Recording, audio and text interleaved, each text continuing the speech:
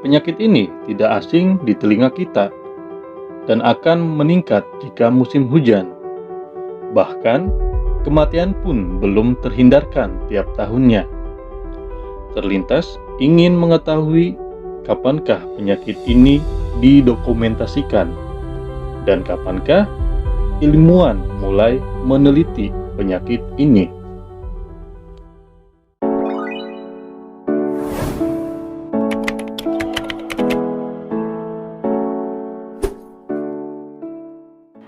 Terdapat catatan pada dinasti Jin, racun air yang berhubungan dengan serangga terbang.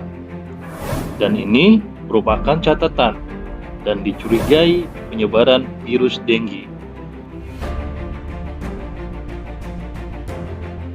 Barulah pada tahun 1943, Hotta dan Kimura bisa mengisolasi virus dengue.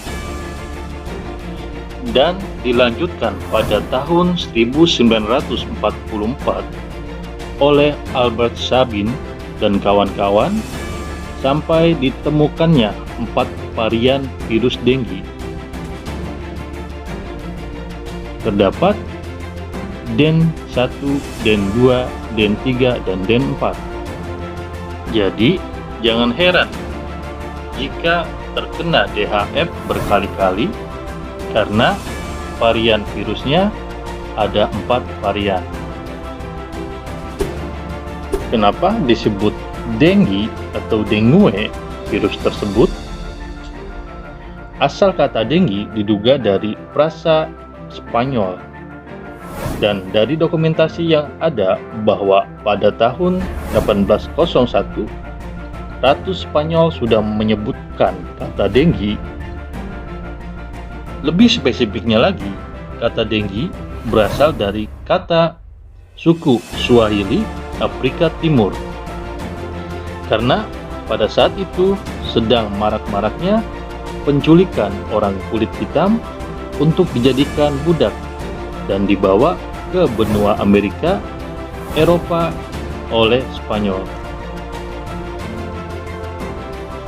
Orang Afrika Timur menyebutkan Kadinga Pepo. Frasa ini menceritakan bahwa penyakit tersebut disebabkan arwah jahat. Kata lain, berhati-hati dalam berjalan karena sendi-sendinya merasakan nyeri.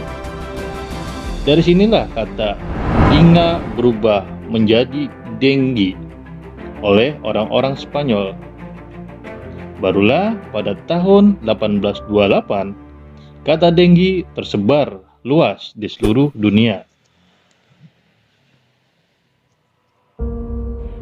Pada kasus dunia 2011 menurut WHO diperkirakan 50 juta orang terinfeksi dengue di seluruh dunia. Dari kasus ini 500.000 berkembang menjadi demam berdarah dan menyebabkan 22.000 kematian.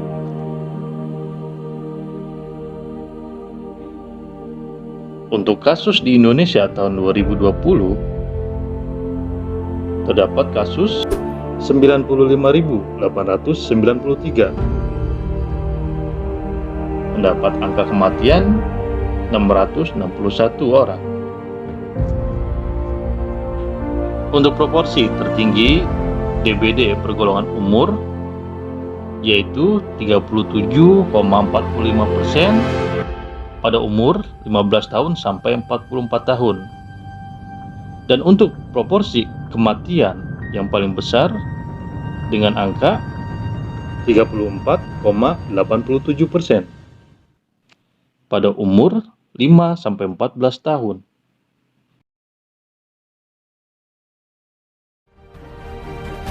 Pada kedua nyamuk betina yang terinfeksi virus dengue, walaupun tidak mempengaruhi tubuh dari kedua nyamuk ini bisa menyebarkan virus ini terhadap manusia melalui gigitannya atau di saat menghisap darah. Masa inkubasi virus ini setelah memasuki badan manusia kurang lebihnya 5-10 hari. Setelah itu barulah muncul gejala.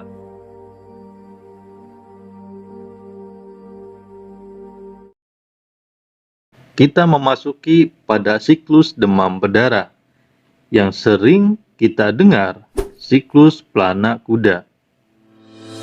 Gambar ini merupakan grafik pencatatan suhu tubuh dan menghasilkan grafik yang khas seperti pelana kuda.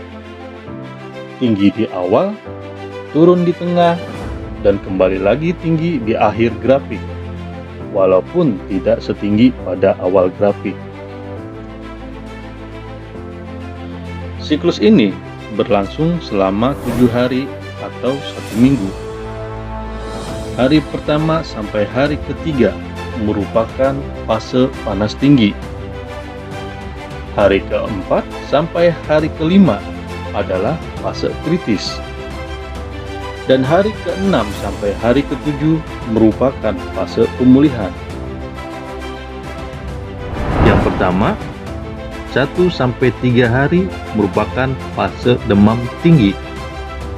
Demam bisa mencapai 40 derajat Celcius, diikuti dengan tanda khas demam lainnya.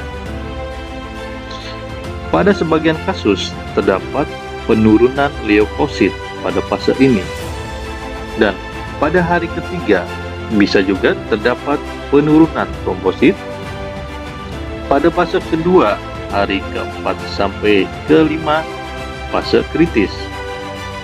Terdapat suhu yang mulai normal dan pada umumnya suhu di bawah normal, dingin, suhu di bawah 36 derajat Celcius. Keadaan lemas berat menyertai pada fase ini. Terdapat penurunan trombosit. Jika pada fase pertama dan kedua asupan cairan dan nutrisi tidak baik, bila trombosit turun terus-menerus, bisa terjadi kondisi yang buruk. Bisa terjadi rembesan darah pada kulit, gusi berdarah, bisa juga mimisan, dan bisa terjadi kondisi yang lebih buruk lagi, seperti kotoran bercampur darah, muntah darah, terjadi perdarahan pada rongga-rongga tubuh, hingga akhirnya bisa shock dan kematian. Apabila asupan cairan dan nutrisi kurang baik, sebaiknya pada fase ini mendapatkan perawatan yang khusus di rumah sakit. Untuk fase ketiga, hari ke-6 sampai ke-7 merupakan fase pemulihan. Jika fase ke-1 dan ke-2 asupan cairan dan nutrisi terpenuhi, maka fase pemulihan akan terjadi sebagaimana mestinya.